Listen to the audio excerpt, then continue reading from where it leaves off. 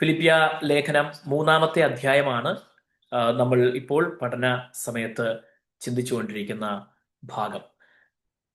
അപ്പോസ്തലനായ പൗലോസ് സന്തോഷിക്കണം, എല്ലാവരും സന്തോഷിക്കണമെന്ന് ഏറ്റവും കൂടുതൽ പ്രാവശ്യം പറഞ്ഞിട്ടുള്ളതും ബൈബിളിൽ തന്നെ ഒരുപക്ഷെ സന്തോഷത്തിന് വളരെ പ്രാധാന്യം കൊടുത്ത് എഴുതിയിരിക്കുന്നതുമായ ഭാഗമാണ്. നമ്മൾ ഈ ലേഖനം അങ്ങനെയാണ് നമുക്ക് കാണുവാനായിട്ട് മനസ്സിലാക്കുവാനായിട്ട് കഴിയുന്നത്. Price the Lord.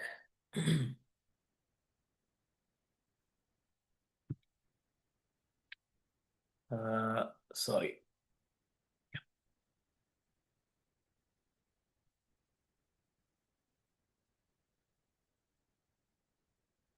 ഫിലിപ്പിയ ലേഖനം 3-ാം അധ്യായത്തെ നമ്മൾ 5 ഭാഗങ്ങളായിട്ടാണ് തിരിച്ച്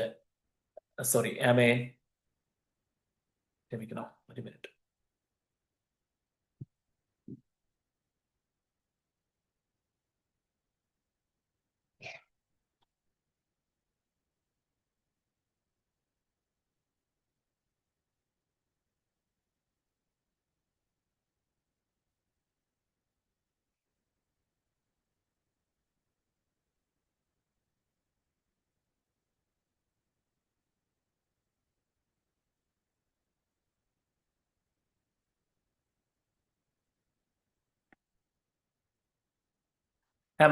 ഫിലിപ്പിയ ലേഖനം 3-ാം അധ്യായത്തെ 4 ഭാഗങ്ങളായിട്ടാണ് തിരിച്ച് നമ്മൾ ചിന്തിച്ചുകൊണ്ടിരിക്കുന്നത്. അതിൽ ഒടുവിലത്തെ ഭാഗത്തേക്കാണ് നമ്മൾ കടന്നു വരുന്നിരിക്കുന്നത്. 3-ാം അധ്യായത്തിന്റെ 17 മുതൽ 21 വരെയുള്ള അല്ലെങ്കിൽ ഒടുവിൽ വരെയുള്ള വാക്യങ്ങളാണ് ഇന്ന് രാത്രിയിൽ ചിന്തിക്കുവാൻ ആഗ്രഹിക്കുന്നത്. അധ്യായം 3-ന്റെ 17 മുതൽ 21 വരെയുള്ള ഭാഗങ്ങൾ.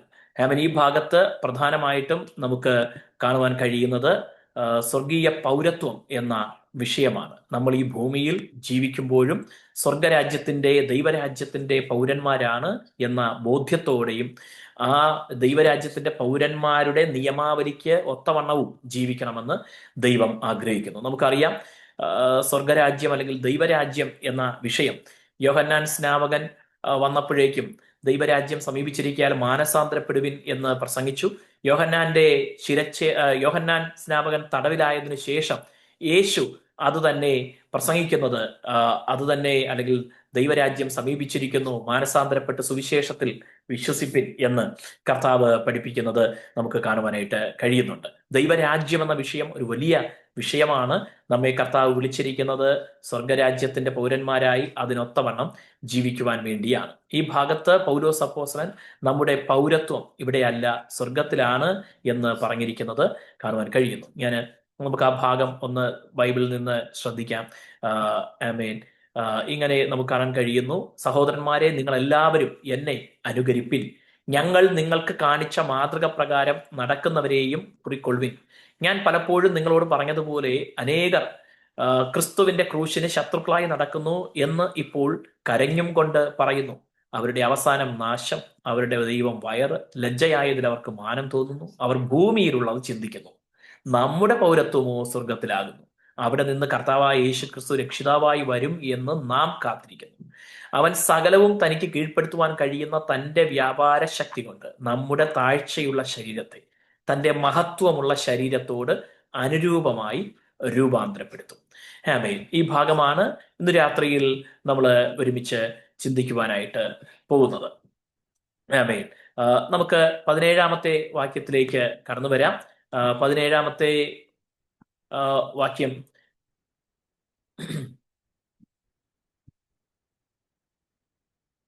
ഈ ഭാഗത്തിന് ഹെവൻലി സിറ്റിസൺഷിപ്പ് എന്ന ടൈറ്റിൽ നമുക്ക് കൊടുക്കുവാനായിട്ട് പറ്റും.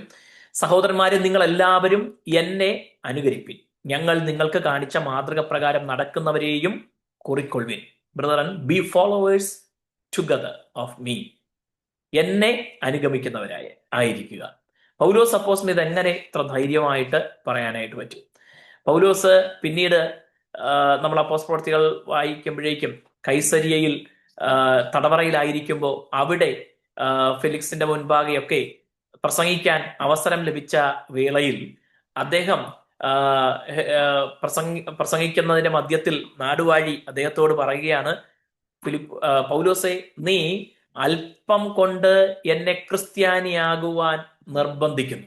പൗലോസ് ദൈവരാജ്യത്തെക്കുറിച്ചും സുവിശേഷം യേശുക്രിസ്തുവിലൂടെയുള്ള രക്ഷയെക്കുറിച്ചും ഒക്കെ തിരുവെഴുത്തുകളെ ആസ്പദമാക്കി പഴയ നിയമ പ്രവചനങ്ങളെയൊക്കെ ഉദ്ധരിച്ച് സാക്ഷാൽ മെശിഹ യേശു തന്നെയാണ് എന്ന് തെളിയിച്ച് പ്രസംഗിക്കുമ്പോഴേക്കും വന്ന നാടുവാഴി പറയുകയാണ്, പൗലോസെ, നീ അല്പം കൊണ്ട്, I mean with small thing you are compelling me to become a Christian, എന്നെ ഒരു ക്രിസ്ത്യാനിയാക്കാൻ നീ നിർബന്ധിക്കുന്നു എന്ന് പറയുകയാണ്.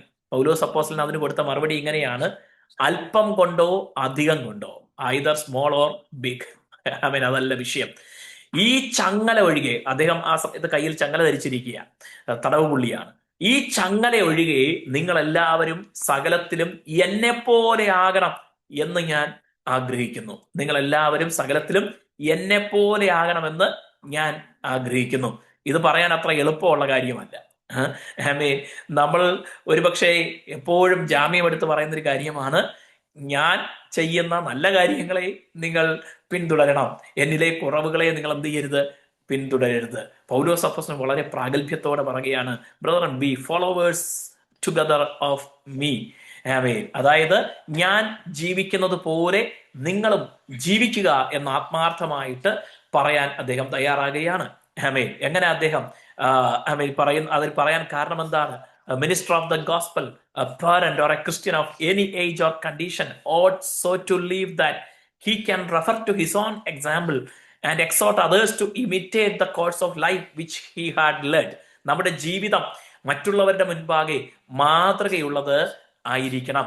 നമ്മുടെ വാക്കുകളെക്കാൾ ഉപരി ജീവിതമാണ് പ്രധാനം എന്ന് പൗലോസ് അപ്പോസ്തലനോട് ചേർന്ന് പറയാൻ നമുക്കും കഴിയണം. ഒരു ശുശ്രൂഷകൻ എന്നുള്ള നിലയിൽ, ഒരു പേരന്റ് എന്ന നിലയിൽ, അല്ലെങ്കിൽ ഏത് പ്രായത്തിലുമുള്ള ഏതവസ്ഥയിലുമുള്ള ഒരു ക്രിസ്ത്യാനി എന്തായിരിക്കണം? മറ്റുള്ളവരുടെ മുൻപാകെ മാതൃകയുള്ള ജീവിതം നയിക്കുന്നവൻ ആയിരിക്കണം. Paul could do this without ostentation or impropriety.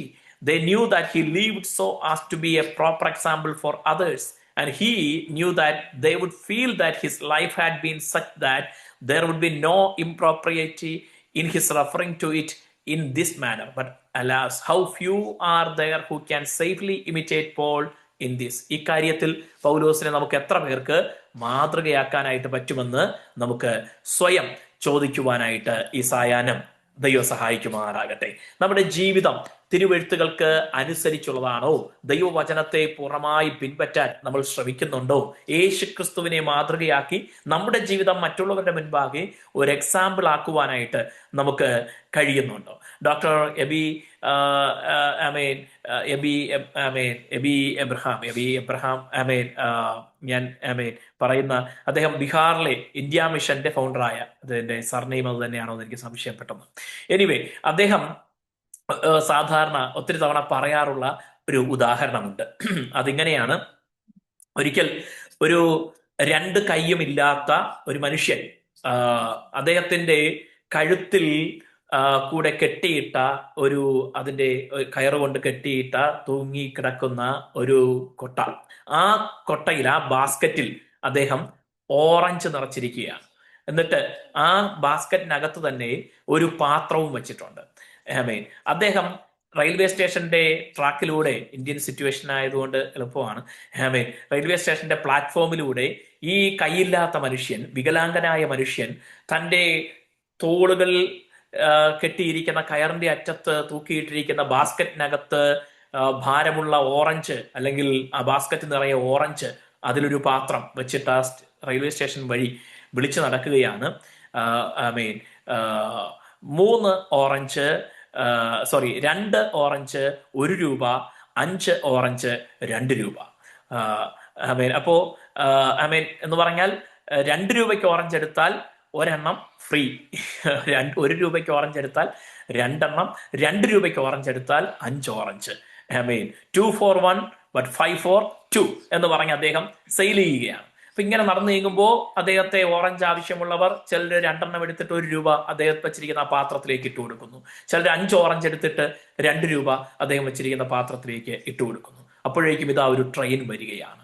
Train വന്നപ്പോഴേക്കും ഇദ്ദേഹം അതുവഴി ഈ ഓറഞ്ച് വിറ്റ് നടക്കുന്ന മനുഷ്യൻ അപ്രതീക്ഷിതമായി ഈ ട്രെയിനിൽ കയറുവാനുള്ള തിരക്ക് പിടിച്ച ആൾക്കാർ ഇങ്ങനെ ഓടി വരികയും ട്രെയിൻ നിർത്തി ട്രെയിനിൽ നിന്ന് ആൾക്കാർ ഇറങ്ങി വരികയും ഒക്കെ ചെയ്യുന്ന തിക്കിൽ ആരോ ചിലരുടെ ആ സമ്മർദ്ദം അല്ലെങ്കിൽ ആരോ ചിലരുടെ തള്ളിൽ ഈ മനുഷ്യൻ താഴേക്ക് വീണപ്പോൾ അദ്ദേഹത്തിന്റെ തോളിൽ ഈ തൂക്കിയിട്ടിരുന്ന ആ കൊട്ടയിലെ ഓറഞ്ചും അതിനകത്തുണ്ടായിരുന്ന ആ ചെറിയ നാണയത്തൊട്ടുകളും എല്ലാം അവിടെ എല്ലാം ചിതറുവാനിടയായി. കുറെ പേർ കുറെ ഓറഞ്ച് ചവിട്ടി തേച്ചു. എല്ലാവർക്കും ട്രെയിനിൽ കയറാനും ഇറങ്ങാനുമുള്ള തിരക്കാണ്. കുറെ കഴിഞ്ഞപ്പോൾ ഏതാനും ചിതറിയ ഓറഞ്ചുകൾ ആ മനുഷ്യൻ നിരാശയോടെ തൻ്റെ അവിടെ ആ പ്ലാറ്റ്ഫോമിൽ നിരാശയോടെ ഇരിക്കുമ്പോൾ ഇതാ ഒരു മനുഷ്യൻ മുന്നോട്ട് വരികയാണ്. വലിയ വലിയ വലിയ മാന്യതയൊന്നും തോന്നാത്ത ഒരു മനുഷ്യൻ മുന്നോട്ട് വരികയാണ്. വന്നിട്ട് അവിടെ ബാക്കി ചവിട്ടി തേക്കാതെ ബാക്കി കിടക്കുന്ന ചില ഓറഞ്ചുകൾ അത് അദ്ദേഹം പെറുക്കിയെടുക്കാനായിട്ട് തുടങ്ങി. ആ ഓറഞ്ചുകൾ അദ്ദേഹം പെറുക്കിയെടുത്തിട്ട് ആ മനുഷ്യനെ താങ്ങി എഴുന്നേൽപ്പിച്ച് ആ കൊട്ട അദ്ദേഹത്തിന്റെ തോളിൽ കയറ് വീണ്ടും അതിനെ തൂക്കിയിട്ട് കൊടുത്തിട്ട് അദ്ദേഹത്തിന്റെ ആ വീണ് കിടന്ന പാത്രവും അങ്ങിങ്ങായി ചിതറിക്കിടന്ന നാണയമൊക്കെ ആ പാത്രത്തിലേക്ക് തിരിച്ചെടുത്ത് ഈ കൊട്ടയിലേക്ക് ബാക്കി ശേഷിക്കുന്ന അതിലുണ്ടായിരുന്നതിന്റെ 1/4 പോലുമില്ല ആ ഓറഞ്ചുകൾക്കിടയിലേക്ക് ഈ പാത്രം വെച്ച് ആ നാണയത്തുട്ടുകളും വെച്ചിട്ട് ഈ മനുഷ്യന്റെ മുഖത്തേക്ക് സഹാനുഭൂതിയോടെ നോക്കി. അടുത്ത നിമിഷം അദ്ദേഹം തൻ്റെ പോക്കറ്റിലേക്ക് കൈയിട്ട് ഒരു 100 രൂപ നോട്ടെടുത്ത് ആ പാത്രത്തിലേക്ക് അദ്ദേഹം വെച്ചു കൊടുക്കുമ്പോൾ ഈ നോക്കി നിന്ന മനുഷ്യൻ, ഈ ഓറഞ്ച് വിൽപ്പനക്കാരൻ വളരെ അത്ഭുതവാനായി. തൻ്റെ ജീവിതത്തിൽ ഇതുപോലെ ഒരു മനുഷ്യനെ താൻ കണ്ടിട്ടില്ല, ഇങ്ങനെ സഹായിക്കാൻ ഒരു മനുഷ്യനെ അതുവരെ കണ്ടിട്ടില്ല. അപ്പോൾ കുറേ നേരം അദ്ദേഹം സ്തബ്ധനായി സ്റ്റണ്ടായി നോക്കി നിൽക്കുകയാണ്. ഈ മനുഷ്യൻ ഇത്രയും ചെയ്തിട്ട് വേറെ ആരെയും ശ്രദ്ധിക്കുന്നില്ല. ഈ മനുഷ്യനിൽ നിന്നൊരു ഒരു നന്ദി വാചകം കേൾക്കാൻ അദ്ദേഹം നിൽക്കുന്നില്ല. അദ്ദേഹം ഇത് തൻ്റെ ജോലിയാണ് അല്ലെങ്കിൽ തൻ്റെ കടമയാണ് എന്ന രീതിക്ക് ചെയ്ത് അദ്ദേഹം നടന്നു നീങ്ങുമ്പോൾ, കുറച്ച് മുന്നോട്ടുകൾ നടന്നപ്പോൾ ഈ മനുഷ്യൻ അവിടെ നിന്ന് വിളിച്ചു ചോദിക്കുകയാണ്, ഹലോ ഹലോ ഹലോ, ഒന്ന് നിൽക്കണേ. അപ്പോൾ അദ്ദേഹം തിരിഞ്ഞു നോക്കിയപ്പോൾ ഈ മനുഷ്യൻ ചോദിക്കുകയാണ്, നിങ്ങൾ ആരാണ്? അദ്ദേഹം ഒരു പുഞ്ചിരി മാത്രം തിരിച്ച് സമ്മാനിച്ചു. അപ്പോൾ ഇദ്ദേഹം അടുത്ത ചോദ്യം ഇതാണ്, നിങ്ങളാണോ യേശു? ആമേൻ. അപ്പോ ഈ മനുഷ്യൻ, ഈ ഓറഞ്ച് വിൽപ്പനക്കാരൻ യേശുവിനെ കുറിച്ച് കേട്ടിട്ടുണ്ട്. യേശു നന്മ ചെയ്യുന്നവനാണ്, സ്നേഹിക്കുന്നവനാണ്, കരുണയുള്ളവനാണ്, ആർദ്രതയുള്ളവനാണ്, ദരിദ്രരെ സഹായിക്കുന്നവനാണ്, കൈത്താങ്ങുന്നവനാണ്. ആമേൻ. അങ്ങനെയൊക്കെ യേശുവിനെ കുറിച്ച്, യേശു നന്മ മാത്രം ചെയ്യുന്നവനാണ് എന്നെല്ലാം ഈ മനുഷ്യൻ കേട്ടിട്ടുണ്ട്. ആമേൻ. അദ്ദേഹത്തിന് യേശുവിനെ കുറിച്ച് കൂടുതലൊന്നും അറിയത്തില്ല. പക്ഷേ ഇപ്പോൾ ഒരു മനുഷ്യൻ തനിക്ക് ചെയ്ത ഉപകാരം കണ്ടപ്പോൾ അദ്ദേഹത്തിന് പെട്ടെന്ന് ആരെ ഓർമ്മ വരികയാണ്? യേശുവിനെ ഓർമ്മ വരികയാണ്.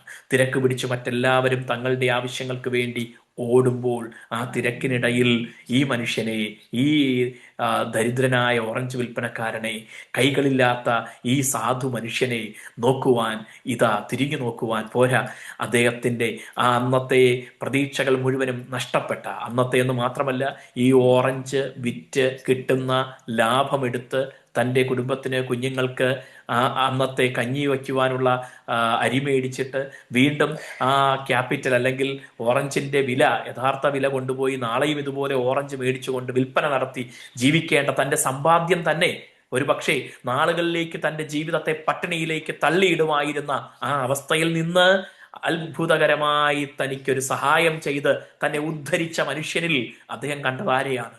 യേശുവിനെയാണ്. ഹല്ലേലൂയ. നമ്മുടെ ജീവിതം മറ്റുള്ളവർക്ക് മാതൃകയായിരിക്കട്ടെ.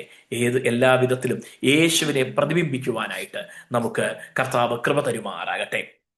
ആമേൻ. അപ്പോ പൗലോസ് ധൈര്യമായി പറയുകയാണ്, നിങ്ങൾ എൻ്റെ അനുകാരികളായിരിപ്പിൻ, എൻ്റെ ഫോളോവേഴ്സ് ആയിരിപ്പിൻ. അടുത്ത് അദ്ദേഹം പറയുകയാണ്, and mark them which walk so as you have us for an example. ആമേൻ. ഞങ്ങളെപ്പോലെ നടക്കുന്ന, ജീവിക്കുന്ന അല്ലെങ്കിൽ യഥാർത്ഥ ക്രിസ്തീയ ജീവിതം നയിക്കുന്നവരെയും മാതൃക ആക്കിക്കൊള്ളുവിൻ എന്ന് അദ്ദേഹം പറയുകയാണ്. There were those in the church who endeavored to live as he had done, renouncing all confidence in the flesh and aiming to win the prize. നമ്മൾ തൊട്ട് മുൻപിലത്തെ വാക്യങ്ങളിൽ കണ്ടതാണ്, വിരുദു പ്രാപിക്കാൻ തക്കവണ്ണം ഓടണം എന്നൊക്കെയുള്ള കാര്യം നമ്മൾ മുൻപ് കണ്ടതാണ്. തൊട്ടു മുമ്പിലത്തെ ഭാഗത്ത് പിടിക്കാമോ എന്നും വെച്ച് ഞാൻ പിന്തുടരുന്നതേയുള്ളൂ, പിടിച്ചു എന്നല്ല എന്നൊക്കെ പറയുന്നത്, നിങ്ങളിൽ തികഞ്ഞവനൊക്കെയും ഇങ്ങനെ ചിന്തിച്ചു കൊള്ളട്ടെ എന്നൊക്കെ അദ്ദേഹം ആവശ്യപ്പെടുന്നത്, ഉദ്ബോധിപ്പിക്കുന്നത് നമ്മൾ തൊട്ട് മുമ്പിലത്തെ ഭാഗത്ത് കണ്ടതാണ്. അതുപോലെ എനിക്കും കർത്താവിന്റെ സന്നിധിയിൽ നിന്ന് എനിക്ക് വേണ്ടി മുമ്പിൽ വച്ചിരിക്കുന്ന പ്രതിഫലം പ്രാപിക്കണം എന്ന ചിന്തയോടെ, കർത്താവിൽ ആ പ്രതിഫലം പ്രാപിക്കണമെന്ന ആഗ്രഹത്തോടെ ജീവിക്കുന്നവരെയാണ് പൗലോസ് അപ്പോസ്തലൻ ഇവിടെ ഈ വിധത്തിൽ ഞങ്ങളെപ്പോലെ ജീവിക്കുന്നവരെയും അല്ലെങ്കിൽ നടക്കുന്നവരെയും മാതൃകയാക്കിക്കൊള്ളാനായിട്ട് ആവശ്യപ്പെടുന്നത്. There were others, it would seem, who were actuated by different views. There are usually two kinds of professing Christians in every church: those who imitate the Savior and those who are worldly and vain.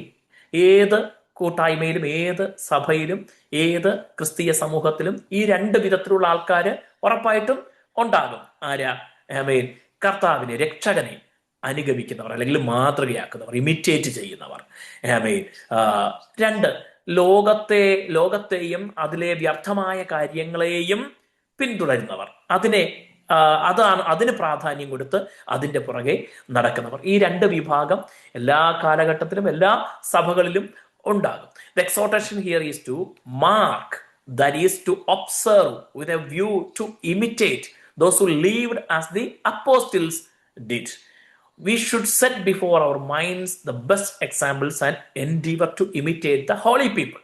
ഇതാണ് നമുക്കിതിൽ നിന്ന് പ്രധാനമായിട്ടും പൗലോസ് അപ്പോസ്തലൻ കൈമാറുന്ന സന്ദേശം. ലോകപ്രകാരം ജീവിക്കുന്നവർ ഒരുപാട് പേരുണ്ട്, ലോകത്തെ അനുഗമിക്കുന്നവർ ഒരുപാട് പേരുണ്ട്. ക്രിസ്ത്യാനികൾ എന്ന് പറയുമ്പോൾ തന്നെ ക്രിസ്തീയ മൂല്യങ്ങൾ സൂക്ഷിക്കാത്ത ഒരുപാട് പേരുണ്ട്. ഒരു പക്ഷെ അവരായിരിക്കാം കൂടുതൽ, പക്ഷെ മാതൃകയാക്കേണ്ടത് അവരെയല്ല. Praise the Lord, hallelujah.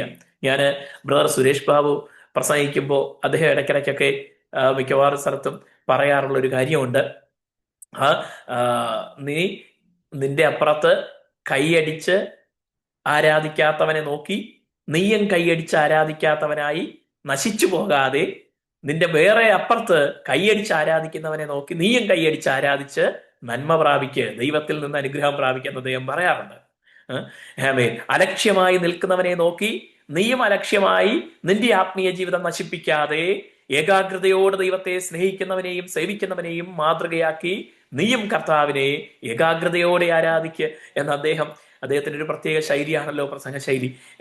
അദ്ദേഹം ആവർത്തിച്ച് പറയാറുള്ള ഒരു കാര്യമാണ്. ഹല്ലേലൂയ. പലപ്പോഴും ഈ നമ്മുടെ ആത്മീയ ജീവിതം നല്ല രീതിയിൽ പുരോഗതിയിൽ പോകുന്നുണ്ടോ എന്ന് നമ്മളെ തന്നെ സ്വയം ടെസ്റ്റ് ചെയ്യാൻ, സെൽഫ് എക്സാമിൻ ചെയ്യാൻ എളുപ്പമുള്ള ഒരു കാര്യമുണ്ട്. എന്താണെന്നറിയാവോ? നമ്മൾ നോക്കുന്നത് ആരെയാണ് എന്നുള്ളതാണ്. നമ്മുടെ വാക്കുകളിൽ, നമ്മുടെ പ്രവൃത്തികൾ, നമ്മുടെ ചിന്തകളിൽ ആരെയാണ് നമ്മൾ നോക്കുന്നത് എന്ന് പറഞ്ഞാൽ, അവർ കുരുത്തക്കേട് കാണിച്ചിട്ടും കുഴപ്പം കാണിച്ചിട്ടും അവർക്ക് വേറെ ന്യായവിധിയൊന്നും വന്നില്ലല്ലോ, അവർ സുഖമായിട്ട് പോകുന്നുണ്ടല്ലോ. എന്നെക്കാളും മുൻപേ രക്ഷിക്കപ്പെട്ട് സ്നാനപ്പെട്ട് അന്യഭാഷ, എന്നെക്കാൾ കൂടുതൽ അന്യഭാഷയൊക്കെ പറഞ്ഞുകൊണ്ടിരുന്നവർ അല്ലെങ്കിൽ പറയുന്നവർ ഇങ്ങനെയൊക്കെ കോപ്രായം കാണിച്ചിട്ടും അവർക്ക് കുഴപ്പമൊന്നും സംഭവിക്കുന്നില്ലല്ലോ. അപ്പൊ പിന്നെ ഞാൻ ഇച്ചിരി കുഴപ്പം കാണിച്ചാൽ എന്താ എന്ന ചിന്തയാണ് നമുക്ക് വരുന്നതെങ്കിൽ നമ്മൾ പടവലങ്ങ പോലെയാണ് വളരുന്നത് എന്നാണ് അതിന്റെ അർത്ഥം. പടവലങ്ങ വളരുന്ന കണ്ടിട്ടുണ്ടോ? താഴോട്ടാണ് പടവലങ്ങ വളരുന്നത്. Price the Lord. അല്ല, നമ്മൾ നോക്കുമ്പോഴേക്കും നമ്മുടെ നോട്ടം, നമ്മുടെ കാഴ്ചപ്പാട്, അവരെങ്ങനാ ഈ ആത്മീയ അഭിവൃദ്ധി പ്രാപിക്കുന്നത്, അവരെങ്ങനാ ദൈവത്തിന് വേണ്ടി പ്രയോജനപ്പെടുന്നത്, അവര് കർത്താവിന് വേണ്ടി ഇത്രയും എരിവോടെ എങ്ങനെ സേവിക്കുന്നത്, അവരെങ്ങനെ ഇത്രയും നന്നായിട്ട് അവരുടെ കുഞ്ഞുങ്ങളെ വളർത്തുന്നത്, ദൈവകൃപയിൽ ഭയമുള്ള കുഞ്ഞുങ്ങളായി, ദൈവഭയമുള്ള കുഞ്ഞുങ്ങളായി കുഞ്ഞുങ്ങളെ എങ്ങനെ വളർത്തുന്നത്, അതുപോലെ എനിക്കും ഒന്ന് എനിക്കും ഒന്ന് അതുപോലെ ഒന്ന് ചെയ്തു നോക്കണമല്ലോ എന്ന ചിന്തയാണ് നമ്മളെ ഭരിക്കുന്നതെങ്കിൽ നമ്മുടെ വളർച്ച മുകളിലോട്ടാണ്. ഹല്ലേലൂയ. ആമേൻ. നീതിമാന്റെ ജീവയാത്ര മുകളിലേക്കാകുന്നു എന്ന് സദൃശവാക്യത്തിൽ പറഞ്ഞിരിക്കുന്നു. ആമേൻ. മധ്യാഹ്നം വരെ അത് അധികം ശോഭിച്ചു വരുന്നു എന്നാണ് നമുക്ക് അവിടെ കാണുവാനായിട്ട് കഴിയുന്നത്. നീതിമാന്റെ ജീവയാത്ര അതെപ്പോഴും മുകളിലേക്കാണ്. ഹല്ലേലൂയ. അത് എന്ത് സംഭവിക്കുന്നു? ആമേൻ. മധ്യാഹ്നം വരെ, അല്ലെങ്കിൽ അതിന്റെ മധ്യാഹ്നം, ഉച്ചസ്ഥായി, അതിന്റെ ക്ലൈമാക്സ്, ഈ നീതിമാന്റെ ജീവിതത്തിന്റെ ക്ലൈമാക്സ് എവിടെ? കർത്താവിന്റെ പുനരാഗമനമാണ്, അല്ലെങ്കിൽ തന്റെ അവസാന ശ്വാസമാണ്. പ്രത്യാശയോടെ എന്താ? മരിക്കുമ്പോഴും അവന്റെ പ്രത്യാശ എന്താ? ഈ മരണം താൽക്കാലികമാണ്, ഈ ശരീരം മണ്ണോടമർന്നാലും എന്റെ കർത്താവ് വാനവിരവിൽ വരും. നീതിസൂര്യനായി വെളിപ്പെടുമ്പോൾ ആ നീതിസൂര്യന്റെ പ്രഭയിൽ ഞാനും തേജസ്സോടെ ഉയർത്തെഴുന്നേറ്റ് എന്റെ കർത്താവിനെ എതിരേൽക്കാൻ തന്റെ അടുക്കലേക്ക് ചെല്ലുമെന്ന പ്രത്യാശയോടെയാണ് ഒരു ഭക്തൻ തന്റെ അന്ത്യശ്വാസം വലിക്കുന്നത്. ഹല്ലേലൂയ. അവിടം വരെയും അവന്റെ ജീവിതം എങ്ങനെയുള്ളതായിരിക്കും? പ്രകാശപൂർണമായിരിക്കും, അധികം ശോഭിച്ചു വരുന്നതായിരിക്കും. സൂര്യൻ രാവിലെ ഉദിച്ച് ഉച്ചവരെ അധികം ശോഭിക്കുന്നത് പോലെ ആയിരിക്കും അവന്റെ ജീവിതം എന്ന് നമുക്ക് കാണാനായിട്ട് കഴിയും. അപ്പോൾ വളർച്ചയുള്ള ആത്മീയ ജീവിതം നയിക്കുന്നവരാകാൻ ദൈവം നമുക്ക് കൃപ തരുമാറാകട്ടെ. ഹല്ലേലൂയ. അതുകൊണ്ടാണ് എബ്രായ ലേഖനത്തിലൊക്കെ നമുക്ക് കാണാനായിട്ട് കഴിയുന്നത്, നാമോ പിന്മാറുന്നവരുടെ കൂട്ടത്തിലല്ല, നശിച്ചു പോകുന്നവരുടെ കൂട്ടത്തിലല്ല, എന്റെ നീതിമാൻ വിശ്വാസത്താൽ ജീവിക്കും, ജീവരക്ഷ പ്രാപിക്കുന്നവരുടെ കൂട്ടത്തിൽ അത്രേ ആകുന്നു. ഹല്ലേലൂയ. ആമേൻ. ആകയാൽ കർത്താവിനെ വിശ്വസ്തയോടെ സേവിച്ച് ജീവരക്ഷ പ്രാപിക്കുന്നവരുടെ കൂട്ടത്തിൽ നമുക്കും ആയിരിക്കുവാനായിട്ട് ദൈവം നമ്മെ സഹായിക്കുമാറാകട്ടെ. ആമേൻ. അടുത്ത വാക്യങ്ങളിലേക്ക് നമുക്ക് കടന്നു വരാം. 3-ാം അധ്യായം 18-19 വാക്യങ്ങളിലേക്ക് നമുക്ക് കടന്നു വരാം. ഇതൊരു വിഷമിപ്പിക്കുന്ന, പൗലോസ് അപ്പോസ്തലൻ കരഞ്ഞുകൊണ്ട് സംസാരിക്കുന്ന വാക്കുകളാണ്. അപ്പൊ ദൈവഭക്തന്മാരുടെയും ജീവിതത്തിലും പലതും കണ്ണുനീരൊഴുക്കുന്ന അനുഭവങ്ങൾ ഉണ്ടാകും. ആമേൻ. അത് നമ്മുടെ ശുശ്രൂഷയുടെയും ആത്മീയ ജീവിതത്തിന്റെയും ഭാഗമാണ്. അതിനെ നമ്മൾ ആമേൻ നിരാശപ്പെട്ടാൻ വേണ്ടി അതിനെ കാണേണ്ടതില്ല. നമ്മുടെ ജീവിതത്തിലെ ശുശ്രൂഷയുടെ ഒക്കെ ഭാഗമായി അത് സംഭവിക്കാം. ഞാൻ പലപ്പോഴും നിങ്ങളോട് പറഞ്ഞതുപോലെ അനേകർ ക്രിസ്തുവിന്റെ ക്രൂശിന് ശത്രുക്കളായി നടക്കുന്നു എന്ന് ഇപ്പോൾ കരഞ്ഞും കൊണ്ട് പറയുന്നു. ഹല്ലേലൂയ. ആമേൻ.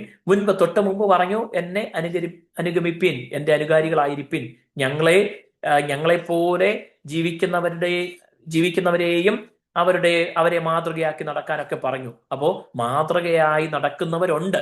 പക്ഷെ ഇപ്പോൾ വേറെ ചിലരെ കുറിച്ച് പറയുകയാണ്, അനേകർ ക്രൂശിന് ശത്രുക്കളായി നടക്കുന്നു. Four many walk.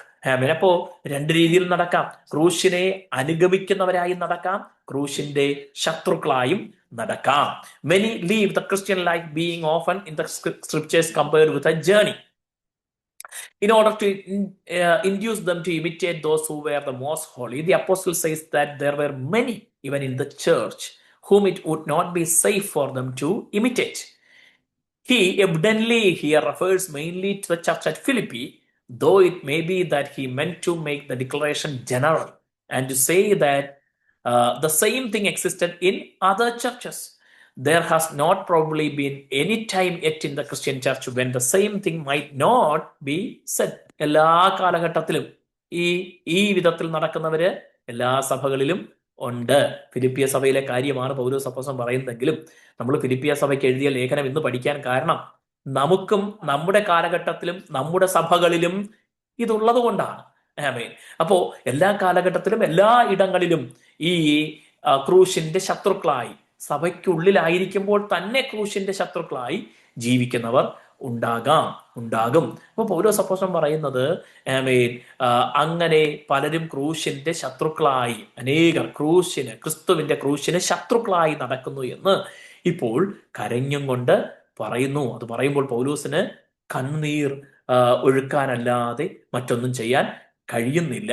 He evidently here refers mainly to the there has not probably been any time yet in the Christian church when the same thing might not be said.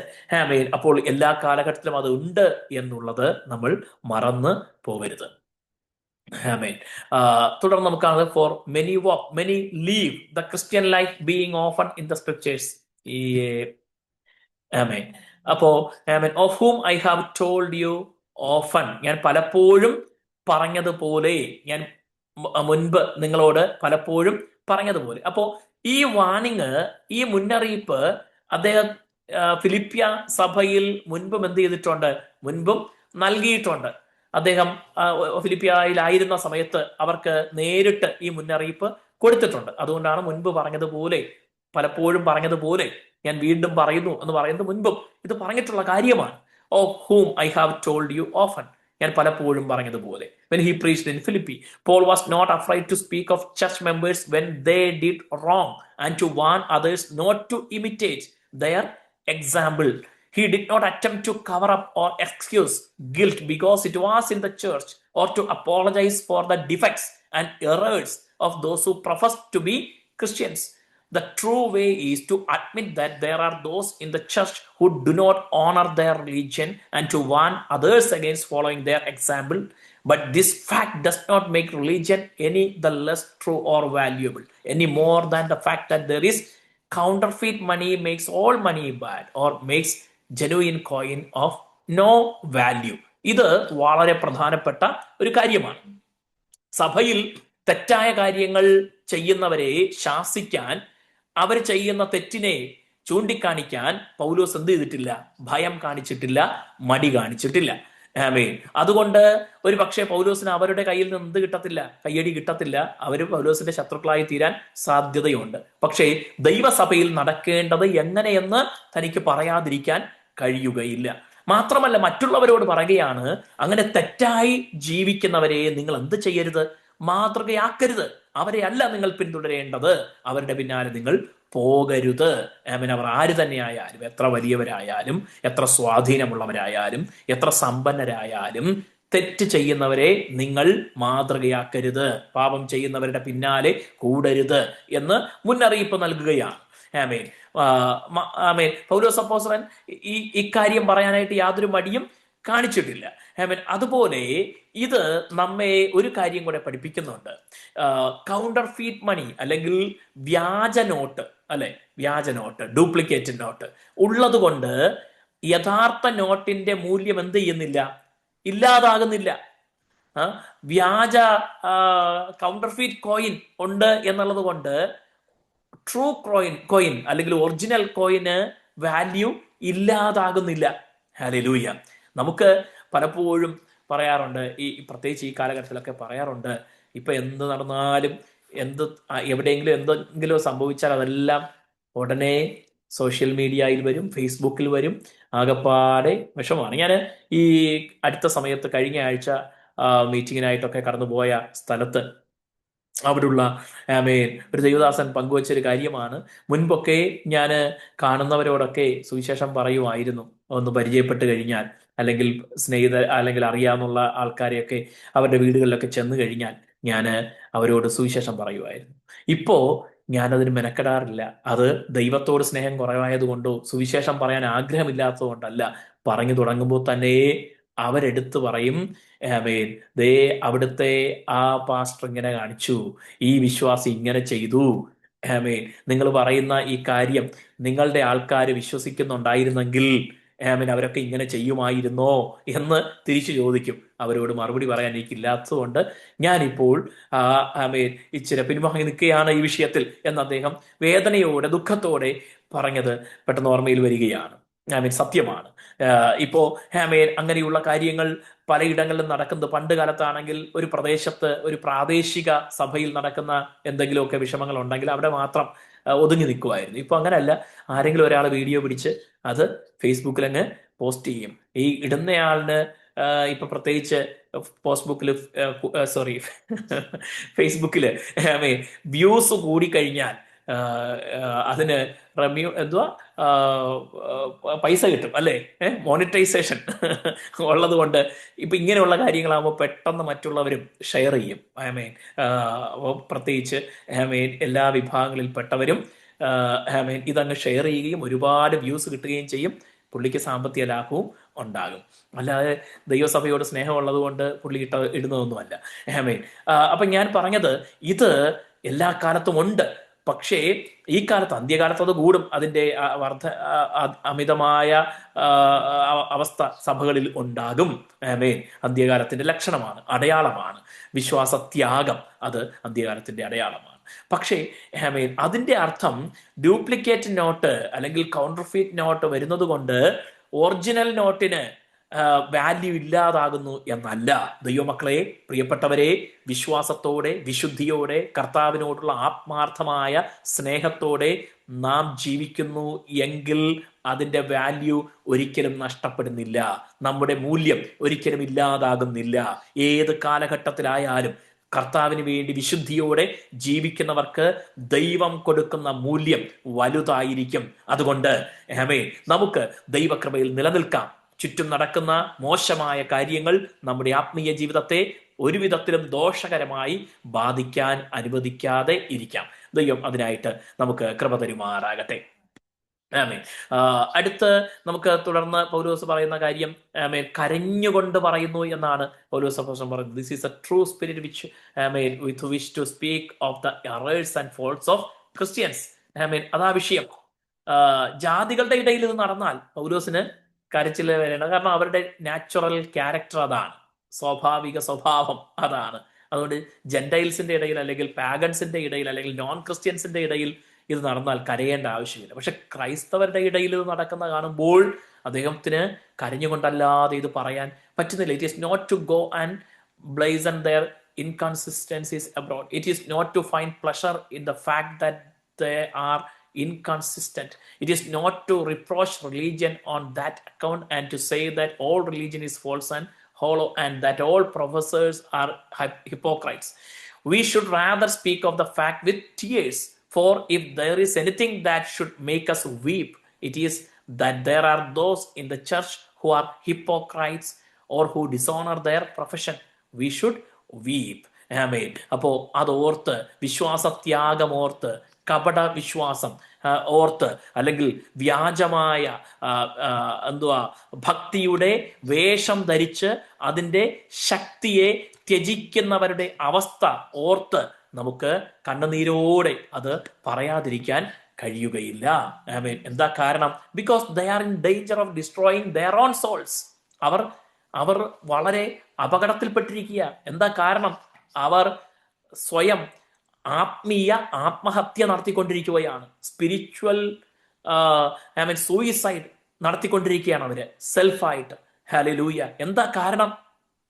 അവർക്ക് വിശ്വാസത്യാഗം സംഭവിച്ചു. ഇപ്പോൾ വെറും അഭിനയം മാത്രമാണ് ബാക്കിയുള്ളത്. Hallelujah. Because they R destined to certain disappointment when they come to appear before God. And number 3, because they injure the cause of religion and give occasion to the enemies of the Lord to speak reproachfully. He who loves religion will weep over the inconsistencies of its friends. He who does not will exult and triumph. Amen. അപ്പോ ദൈവനാമത്തിന് ഇവർ എന്ത് ചെയ്യുന്നു?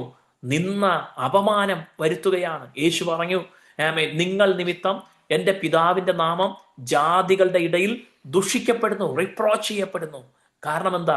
നിങ്ങളുടെ മാതൃകയില്ലാത്ത, ദൈവഭയമില്ലാത്ത, ദൈവത്തോടുള്ള സ്നേഹമില്ലാത്ത hypocrisy നിമിത്തം പിതാവിൻ്റെ നാമം ജാതികളുടെ ഇടയിൽ ദുഷിക്കപ്പെടുന്നു എന്ന് കർത്താവ് പറയുവാനിടയായി. Hallelujah.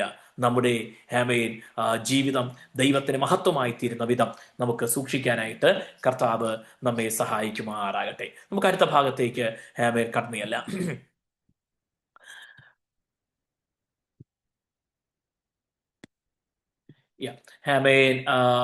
that they are the enemies of the cross of Christ. അവർ ക്രൂശിന്റെ ശത്രുക്കളായി നടക്കുന്നു. അവർ ക്രൂശിന് ശത്രുക്കളായി നടക്കും. The cross was the instrument of death on which the Redeemer died to make atonement for sin. നമ്മുടെ പ്രാണനാഥൻ നമുക്കായി ജീവൻ തന്ന നമ്മുടെ വീണ്ടെടുപ്പുകാരൻ നമുക്കായി മരിച്ച അതാണ് സുവിശേഷത്തിന്റെ ക്രൂശ്.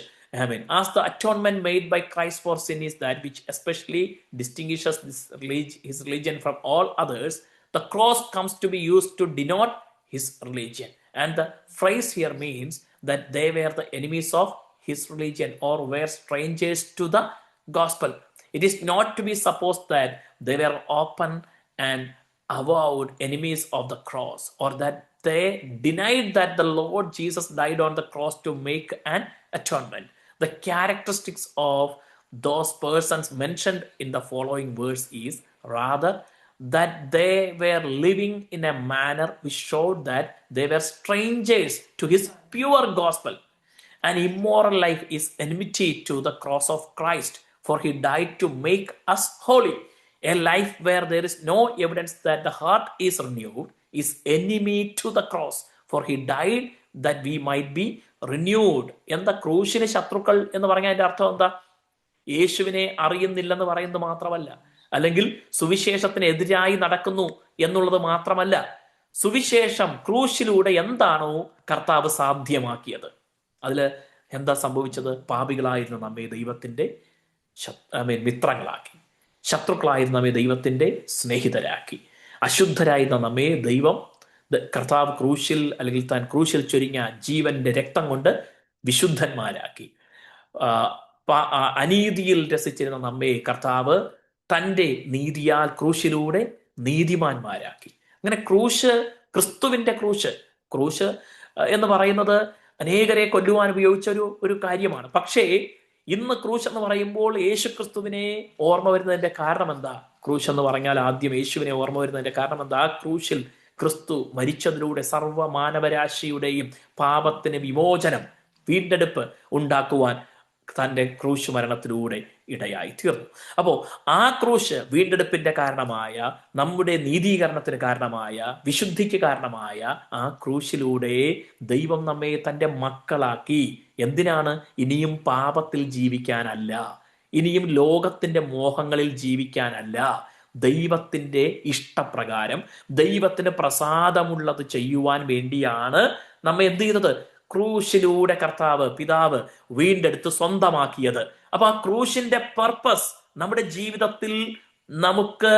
ജീവിതത്തിൽ പകർത്താൻ കഴിയുന്നില്ലെങ്കിൽ, ക്രൂശിലൂടെ ദൈവം നടത്തിയ ആ രക്ഷാ പദ്ധതിയെ നമുക്ക് ഏറ്റെടുത്ത് അതിനനുസരിച്ച് ജീവിക്കാൻ കഴിയുന്നില്ലെങ്കിൽ, ഞാൻ ക്രിസ്ത്യാനി എന്ന് പറഞ്ഞ് വാസ്തവത്തിൽ ക്രൂശിന്റെ ശത്രുവായി ജീവിക്കുകയാണ്. അതാ ഇവിടുത്തെ ഈ ഭാഗം നമുക്ക് നൽകുന്ന മറ്റൊരു വലിയ ചിന്ത. ഹല്ലേലൂയ. ആകയാൽ നമ്മുടെ ജീവിതം ക്രൂശിലൂടെ വീണ്ടെടുപ്പ് പ്രാപിച്ചു, ക്രിസ്തുവിന്റെ ക്രൂശിലൂടെ നാം രക്ഷിക്കപ്പെട്ടു എന്ന അനുഭവത്തിൽ തന്നെ ആയിരിക്കട്ടെ. ഹല്ലേലൂയ. ആമേൻ. അടുത്ത ഭാഗത്ത് ഈ ക്രൂശിന്റെ ശത്രുക്കളായി നടക്കുന്നവരുടെ സ്വഭാവത്തെക്കുറിച്ച് പൗലോസ് അപ്പോസ്തലൻ പറയുന്നത് നമുക്ക് കാണുവാനായിട്ട് കഴിയും. ആമേൻ. ആമേൻ. അടുത്ത് പറയുകയാണ്, they are the enemies of the cross in the church who have never been born again. അവര് ചർച്ചിലാണോ? ആണ്, പക്ഷെ എന്ത് ചെയ്തിട്ടില്ല? യഥാർത്ഥമായി വീണ്ടും ജനിച്ചിട്ടില്ല. who are living in the indulgence of non-sin. അവർ അറിയപ്പെടുന്ന പാപത്തിന്റെ ആ മാലിന്യത്തിൽ ജീവിക്കുകയാണ്. who manifest none of the peculiarities of those who truly love him. ദൈവത്തെ യഥാർത്ഥമായി സ്നേഹിക്കുന്ന അവർക്കുണ്ടായിരിക്കേണ്ട ഒരു പ്രത്യേകതകളും അവർക്ക് ഇല്ല. who have a deeper interest in worldly affairs than they have in the cause of the Redeemer. വീണ്ടെടുപ്പുകാരനായ ക്രിസ്തുവിനോടുള്ളതിനേക്കാൾ അവർക്ക് താല്പര്യം എവിടെയാ? ലൗകിക കാര്യങ്ങളിലാണ്, ലോകത്തിന്റെ കാര്യങ്ങളിലാണ്. ലോകത്തിൽ എന്തെങ്കിലും വരുന്ന അനുസരിച്ച് ജീവിക്കുക, അതിന് അല്ലെങ്കിൽ ലോകത്തിന്റെ ഭാഗമായി ജീവിക്കുന്നതിലാണ് അവർക്ക് കൂടുതൽ താല്പര്യം. whom nothing can induce to give up their worldly concerns when God demands it. തങ്ങളുടെ ഈ ലോകത്തിലെ ജീവിതത്തെ ദൈവത്തിനായി ദൈവം ആവശ്യപ്പെടുന്നത് പോലെ ത്യജിക്കാൻ, ലൗകിക ജീവിതത്തിൽ ദൈവം ആവശ്യപ്പെടുന്ന കാര്യങ്ങളെ ത്യജിക്കാൻ അവർക്ക് കഴിയുന്നില്ല. who are opposed to all the unique doctrines of Christianity.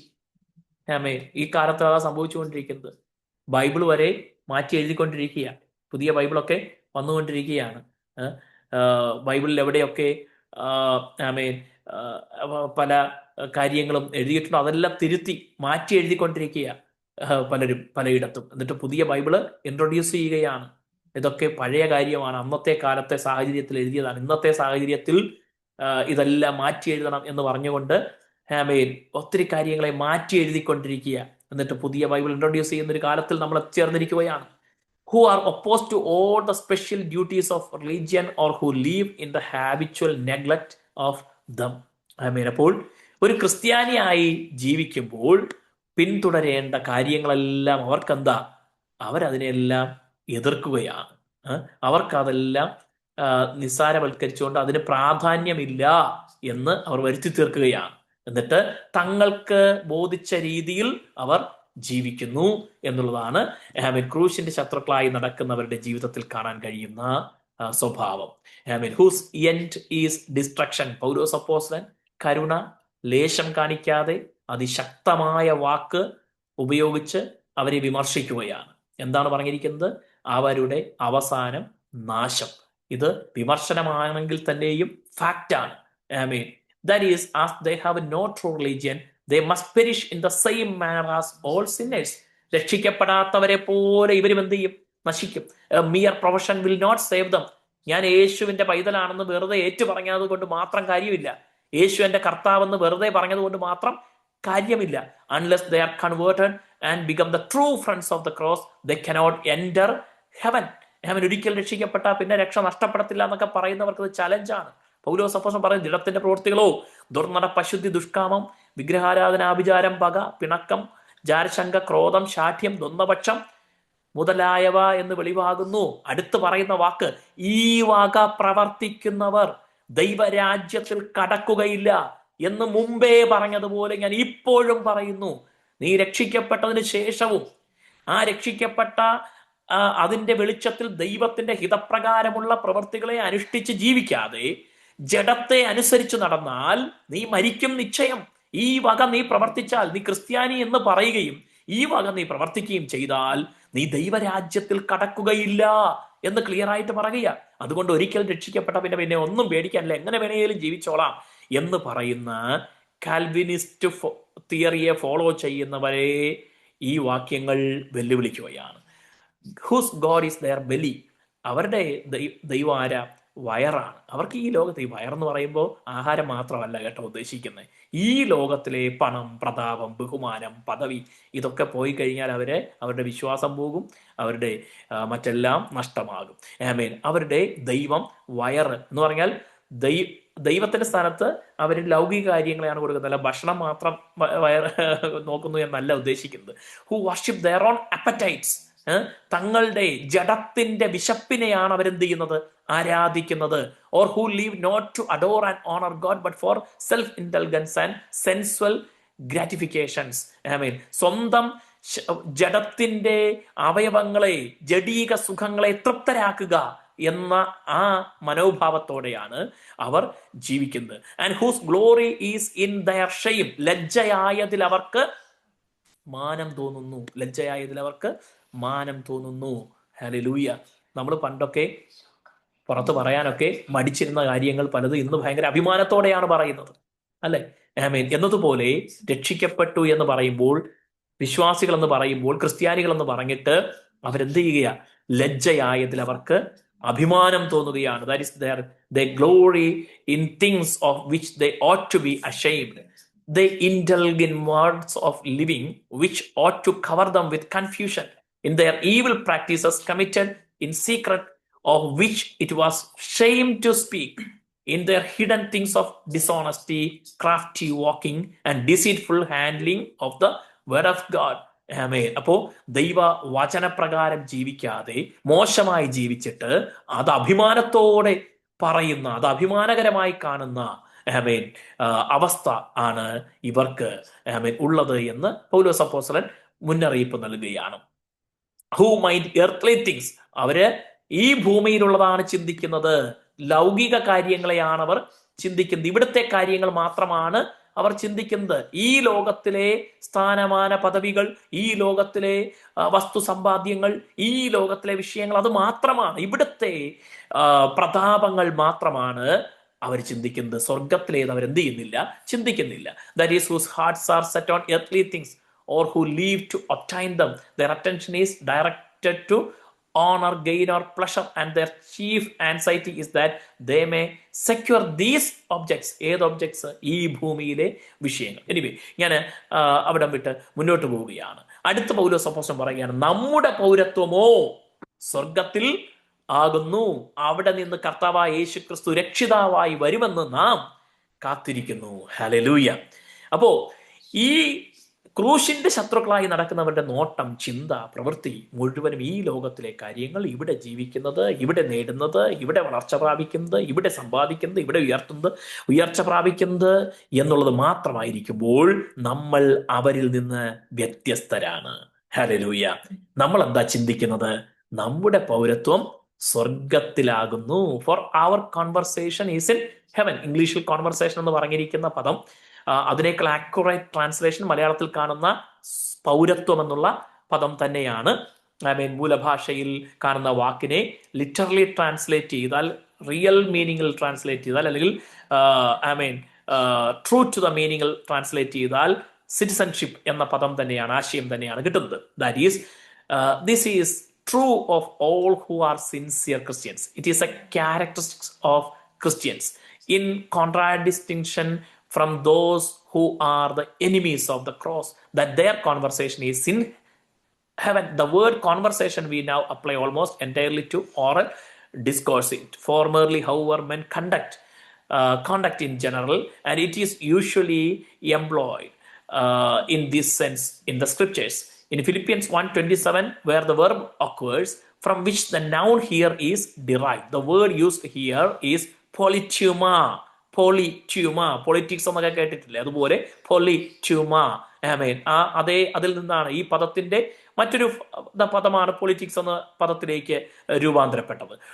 Is found nowhere else in the New Testament. ഇവിടെ കാണുന്ന ഈ പദം പൊലിറ്റ്യൂമ, ഈ ഗ്രീക്ക് പദം പൊലിറ്റ്യൂമ എന്ന ഗ്രീക്ക് പദം പുതിയ നിയമത്തിൽ മറ്റൊരിടത്തും നമുക്ക് കാണാനായിട്ട് പറ്റില്ല. യുണീക്കായിട്ട് പൗലോസ് അപ്പോസ്തലൻ ഇവിടെ മാത്രം ഉപയോഗിച്ചിരിക്കുന്ന ഒരു വാക്കാണ് പൊലിറ്റ്യൂമ എന്ന വാക്ക്. It properly means any public measure, administration of the state, the manner in which the affairs of a state are administered.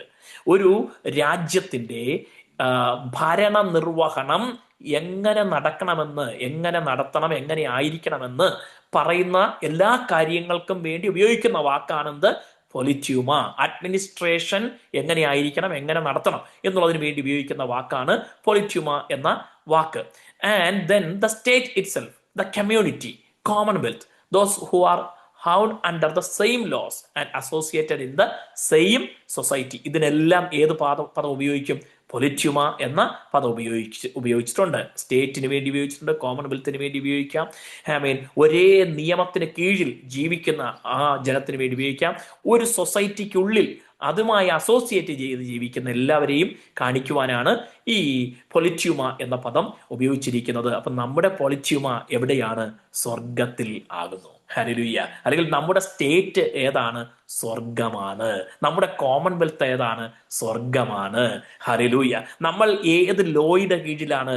സ്വർഗരാജ്യത്തിന്റെ അല്ലെങ്കിൽ ദൈവരാജ്യത്തിന്റെ ലോയിലാണ് നമ്മളെല്ലാവരും ജീവിക്കുന്നത്. അപ്പോൾ നമുക്ക് ലോകപ്രകാരം ജീവിക്കാൻ കഴിയുകയില്ല. പിന്നെ ഏത് നിയമത്തിൽ ജീവിക്കണം? ദൈവരാജ്യത്തിന്റെ നിയമത്തിൽ ജീവിക്കണം. നമ്മുടെ കുടുംബജീവിതത്തിൽ പ്രാവർത്തികമാക്കേണ്ട നിയമം ഏത് നിയമമായിരിക്കണം? ദൈവരാജ്യത്തിന്റെ നിയമമായിരിക്കണം. നമ്മുടെ തലമുറകളെ വളർത്തുമ്പോൾ അപ്ലൈ ചെയ്യേണ്ട ലോ ഏത് ലോ ആയിരിക്കണം? ദൈവരാജ്യത്തിന്റെ ലോ ആയിരിക്കണം. അപ്പോൾ B the citizen of heaven and follow the laws of heaven. Okay, anyway ഞാൻ നമ്മുടെ ടൈം മുന്നോട്ട് പോയതുകൊണ്ട് ഞാൻ വേഗത്തിൽ ഉപസംഹരിക്കാൻ ആഗ്രഹിക്കുകയാണ്. From vents also will look for the Xavier. എവിടെ നിന്ന്? സ്വർഗത്തിൽ നിന്ന്. ആർക്ക് വേണ്ടി നാം നോക്കിയിരിക്കുന്നു? നമ്മുടെ രക്ഷകന് വേണ്ടി. നാം രക്ഷിതാവായി വരുമെന്ന് നാം കാത്തിരിക്കുന്നു. ഹല്ലേലൂയ. കർത്താവ് നമ്മെ ചേർക്കാൻ വേഗം വരികയാണ്. ഹല്ലേലൂയ.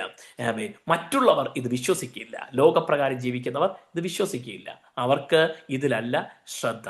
Price the Lord. അപ്പോ it led them to desire to be prepared for his coming. കർത്താവിന്റെ വരവിന് വേണ്ടി ഒരുങ്ങുവാൻ ആഗ്രഹിക്കുന്നവരായി മാറ്റും. എന്ത്? ഈ സ്വർഗത്തിലാണ് എൻ്റെ പൗരത്വം എന്ന് പറഞ്ഞ് നോക്കിയിരിക്കുന്നത്. To feel that earth affairs were of little importance as the scene here was soon to close.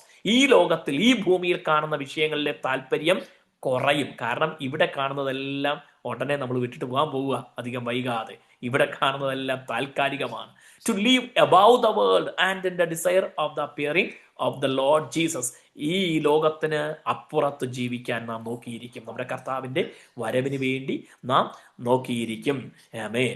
അപ്പോ ഇതായിരുന്നു, this was one of the elementary doctrines of their faith and one of the means of producing deadness to the world among them. അപ്പൊ ലോകത്തിന് തങ്ങൾ മരിച്ചവരെന്ന് കരുതി ജീവിക്കാൻ അവരെ പ്രേരിപ്പിച്ച ഏറ്റവും വലിയ വിഷയം എന്താ? എൻ്റെ കർത്താവ് വേഗം വരും, ഞാൻ ഇവിടെ നിന്ന് കർത്താവിന്റെ അടുക്കലേക്ക് ചേർക്കപ്പെടും. ആമേൻ. ഈ പറയുന്ന റെഫറൻസസ് എല്ലാം ആമേൻ പോൾ സൈസ് ദാറ്റ് ഇതെല്ലാം നമ്മുടെ കർത്താവിന്റെ വരവിനെ കുറിച്ച് പറഞ്ഞിരിക്കുകയാണ്. Paul says that it was one of the distinct characters of Christians that they looked for the coming of the Savior from heaven. They believed that he would return. They anticipated that important effects would follow to them from his second coming. So we should look. നമ്മുടെ പ്രത്യാശ മങ്ങിപ്പോകരുത്, കണ്ണുകൾ മങ്ങിപ്പോകരുത്. ആമേൻ. എന്തിനായി കാത്തിരിക്കണം? Verse 21, അവൻ സകലവും തനിക്ക് കീഴ്പ്പെടുത്തുവാൻ കഴിയുന്ന തൻ്റെ വ്യാപാര ശക്തി കൊണ്ട് നമ്മുടെ താഴ്ചയുള്ള ശരീരത്തെ തൻ്റെ മഹത്വമുള്ള ശരീരത്തോട് അനുരൂപമായി രൂപാന്തരപ്പെടുത്തും. who shall change our vile body. praise the Lord. ആമേൻ. താഴ്ചയുള്ള ശരീരം. ആമേൻ. ദ ബോഡി ഓഫ് ഹ്യൂമിലിയേഷൻ എന്നുള്ള പദം ആമേൻ നമുക്കിവിടെ കാണാനായിട്ട് കഴിയും. That is our humble body. ഹല്ലേലൂയ. അതിനെ എന്താക്കി മാറ്റും? ബലഹീനതകളുള്ള, രോഗമുള്ള, മരണാധീനമായ ഈ താഴ്ചയുടെ അവസ്ഥയിലിരിക്കുന്ന ഈ ശരീരത്തെ കർത്താവ് എന്ത് ചെയ്യാൻ പോവുക?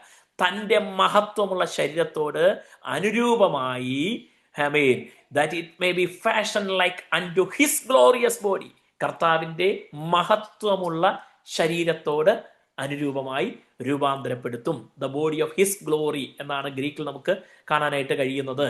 ആമേൻ. ബോഡി ഓഫ് ഹിസ് ഗ്ലോറി, തൻ്റെ മഹത്വത്തിന്റെ ശരീരത്തോട് അനുരൂപമായി രൂപാന്തരപ്പെടുത്തും. ഹല്ലേലൂയ. ആമേൻ. അപ്പോ ആമേൻ നമ്മുടെ പ്രത്യാശ ഇതാണ്. നമ്മുടെ കർത്താവ് ക്രൂശിൽ മരിച്ചു എങ്കിലും എന്ത് സംഭവിച്ചു? ഉയർത്തെഴുന്നേറ്റ് മഹിമയോടെ ജീവിക്കുകയാണ്. ഹല്ലേലൂയ. അപ്പോ കർത്താവിന് വേണ്ടി നാം ജീവിച്ചാൽ നമ്മുടെ കർത്താവ് തൻ്റെ മഹത്വമുള്ള ശരീരത്തിന് അനുരൂപരായി നമ്മെ രൂപാന്തരപ്പെടുത്തുവാൻ, നമ്മെ തൻ്റെ അടുക്കൽ ചേർക്കാൻ വേഗം വരാൻ പോവുകയാണ്. ഹല്ലേലൂയ. ആകയാൽ ആമേൻ കർത്താവിന്റെ വരവിനായിട്ട് നമുക്ക് പ്രത്യാശയോടെ ഒരുങ്ങാം. ഹല്ലേലൂയ. ഈ താഴ്ചയുള്ള, ബലഹീനമായ, മരണാധീനമായ, രോഗമുള്ള ഈ ശരീരം ആമേൻ മഹത്വമുള്ള, തേജസ്സുള്ള, നിത്യമായ, ഹല്ലേലൂയ, വിശപ്പും ദാഹവും ക്ഷീണിപ്പിക്കാത്ത ഒരു ശരീരമായി രൂപാന്തരപ്പെടാൻ, കർത്താവ് രൂപാന്തരപ്പെടുത്താൻ, നമ്മെ തൻ്റെ അടുക്കൽ ചേർക്കാൻ വേഗം വരുന്നു. അതായിരിക്കട്ടെ നമ്മുടെ നോട്ടം, അതിനുവേണ്ടി ആയിരിക്കട്ടെ നമ്മുടെ ഓട്ടം, അതിൽ തന്നെ ആയിരിക്കട്ടെ നമ്മുടെ പ്രത്യാശ.